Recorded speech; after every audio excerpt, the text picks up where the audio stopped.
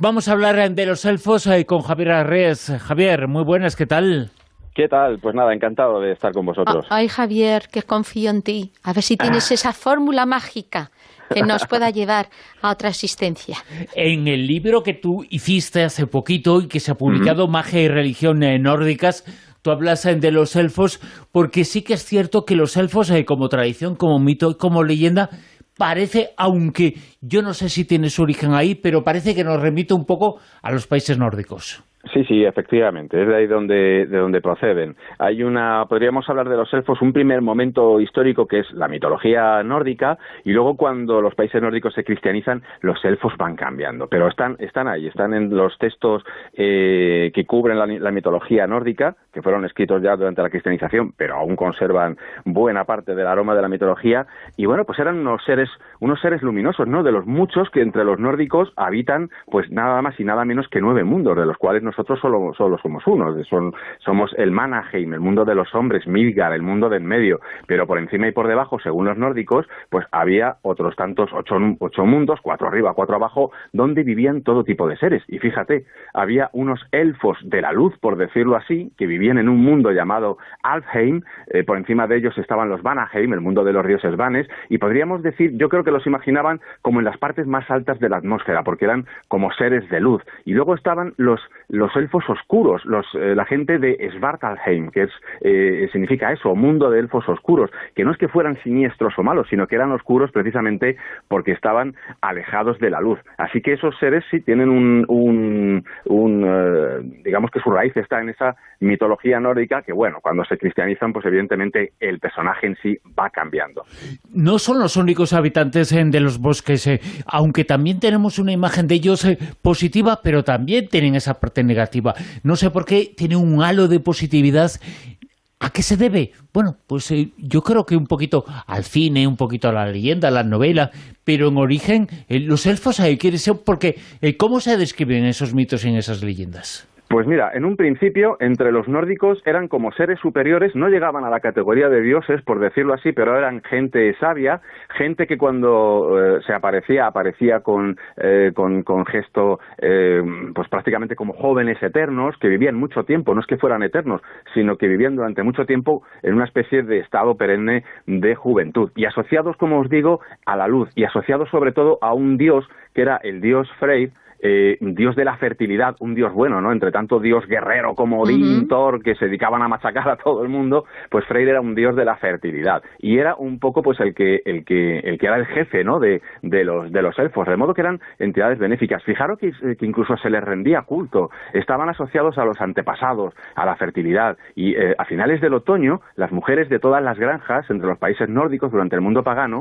organizaban lo que se llama el Athblot, una especie de rito en el que no podía entrar nadie que no fuera de la casa, y bueno, pues estos seres se les dejaban ofrendas en las colinas donde supuestamente vivían, en los lugares donde supuestamente vivían, e incluso tenemos crónicas de obispos y de eclesiásticos que le echan en cara a algunas mujeres que todavía siguen con esa tradición, es decir, que ese culto siguió. Lo que pasa es que ese aspecto luminoso, por decirlo así, pues va cambiando. Los elfos, cuando llega el cristianismo, cambian. Primero porque esta fe nueva les ve como algo un poco satánico, ¿no? Como ni ángeles ni como demonios. De hecho, como no pueden acabar con la creencia porque es muy arraigada, surgen dentro de la cosmogonía cristiana de estos países, pues formas de explicarlo. Por ejemplo, en Islandia se dicen que eran ángeles que no se alinearon neutrales, ni del lado de Dios ni del demonio. Así que en vez de echarlos al infierno, pues los echaban a la tierra y estaban ahí invisibles. Otro cuento, pues decía que Eva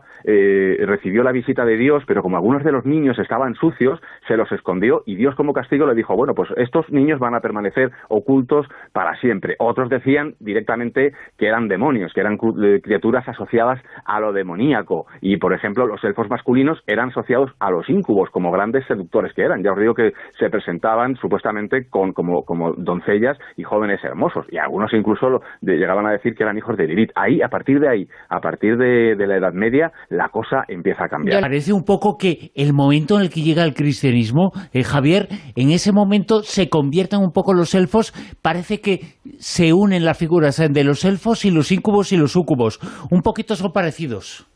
Sí, por eso, porque desde un principio, como se les veía ya en tiempos paganos, se les veía como alguien hermoso asociado a la luz, la presencia de un elfo, bueno, pues debería dejar atónitos, ¿no?, a aquellos que los veían. Hay videntes, luego hablaremos de ello, también hay gente que todavía hoy cree verlos. Entonces, tenían fama de seductores, es decir, de quedarte fascinado con su visión. Eso fue derivando cuando el cristianismo llegó y esa seducción se hizo más peligrosa y los elfos ya eran gente peligrosa que seducía a las personas, las secuestraba y se las llevaba a su mundo, o en algunos casos hay baladas medievales muy antiguas en las que algunos elfos utilizan su magia, utilizan un cuerno mágico o su propio canto, su canto que embelesa para atraer a las mujeres, y cada mujer que atraían, pues unos las convertían en rocas, otros las decapitaban. Bueno, en algunos cuentos son bestiales y el fin de las mujeres a las que atrapa, por decirlo así, pues son terribles. Es decir, que ese aspecto benéfico, pues evidentemente va cambiando. Y uno de esos aspectos maléficos es ese aspecto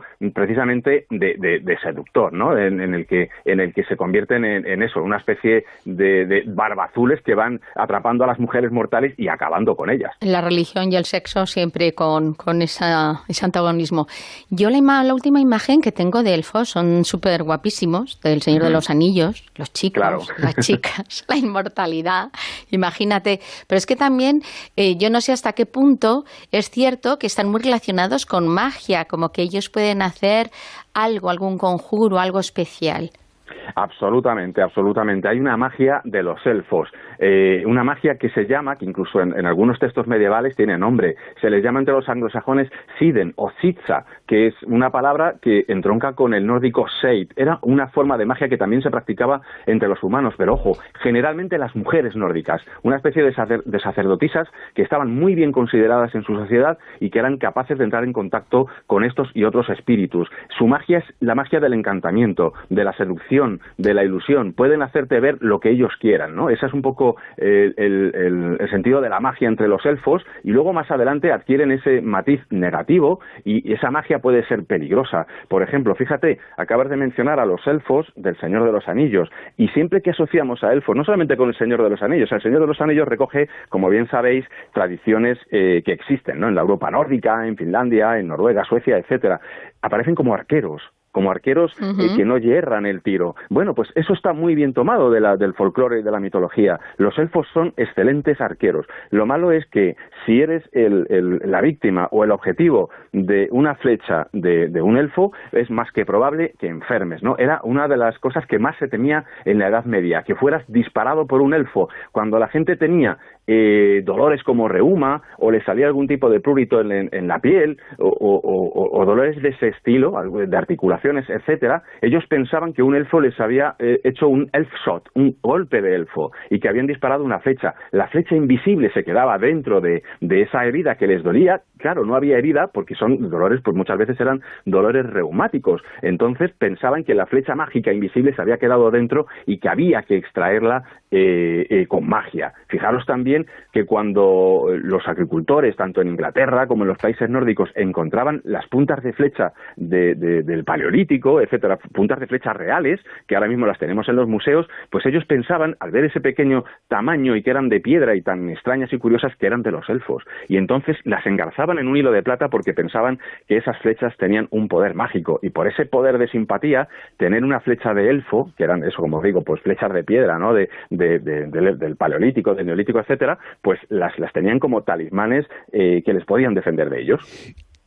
¿Tienen algo que ver? Porque parece que también coge la leyenda de las damas blancas en el cristianismo o en el mundo occidental, coge un poquito esa tradición, ese mito y esa leyenda nórdica. Parece que se fusionan o que se utilizan cosas en esas tradiciones, en esos mitos que hay en nuestro mundo de las damas blancas.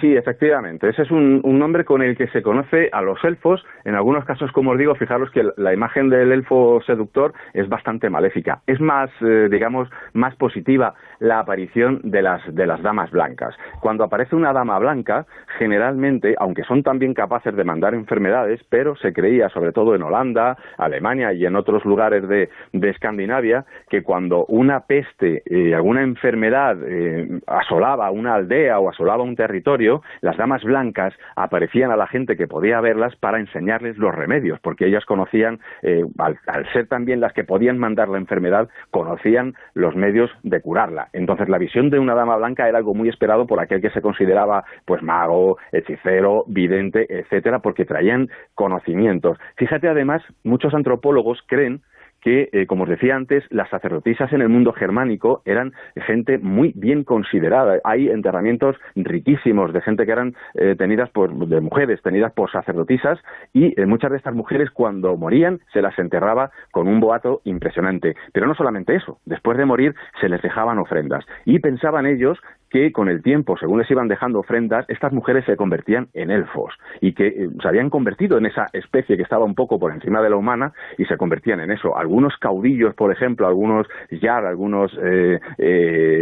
jefes poderosos, también a su muerte podían convertirse en estas criaturas, ¿no? Bueno, pues se decían que en algún momento dado se podía ver una especie de neblina que salía de la tumba, del túmulo en el que estaba enterrada esa mujer, esa sacerdotisa que se había convertido en elfo, y era el momento en el que se podía entrar en contacto con ella para que te contara sus saberes. Y hay ciertas enfermedades también que están muy relacionadas con los elfos, ¿no? Sobre todo en tradiciones anglosajonas y escandinavas que antes mencionabas, pero que los asocian totalmente. ¿Eso por qué es?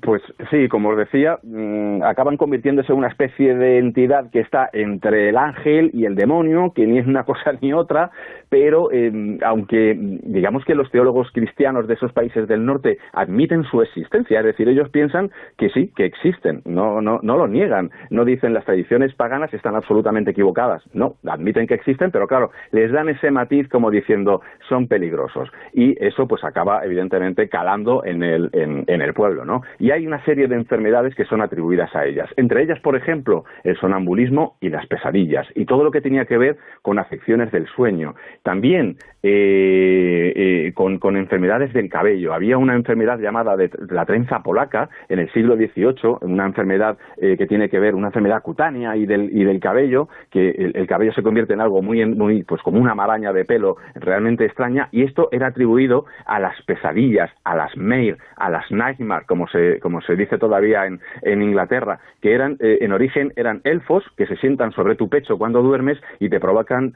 pues pesadillas, enredan el pelo a las personas, pero también a los animales. En Alemania, por ejemplo, se les llama Mart o Nachtal, elfo nocturno, y pues en algunos casos aparecen dibujadas como mujeres delgadas, vestidas con camisón, con largas uñas, con una cabellera negra y larga, y que, bueno, pues durante la noche pues se dedican a asustar a los humanos. Ese es uno de las enfermedades que podían provocar. Fijaros, tenemos todavía encantamientos para tratar de acabar con esas pesadillas, con esos elfos nocturnos. Hay una oración, por ejemplo, que dice: elfo grande o pequeño, no te quedarás más, hermana y padre del elfo, saldrás por la puerta, madre del duende, drude y mare, saldrás por el techo, que la mare no me oprima, que el drude no me pellizque, que la mare no me cabalgue, que la mare no me monte, elfo de nariz torcida, te prohíbo que soples. Atención, fijaros que la belleza, por un lado, de este texto, que en algunos sitios estoy convencido de que todavía habrá oraciones similares porque eran muy, muy, muy populares. Y todavía existen creencias en algunos sitios relacionadas con los elfos. Por ejemplo, en Islandia, esa creencia sigue bastante viva.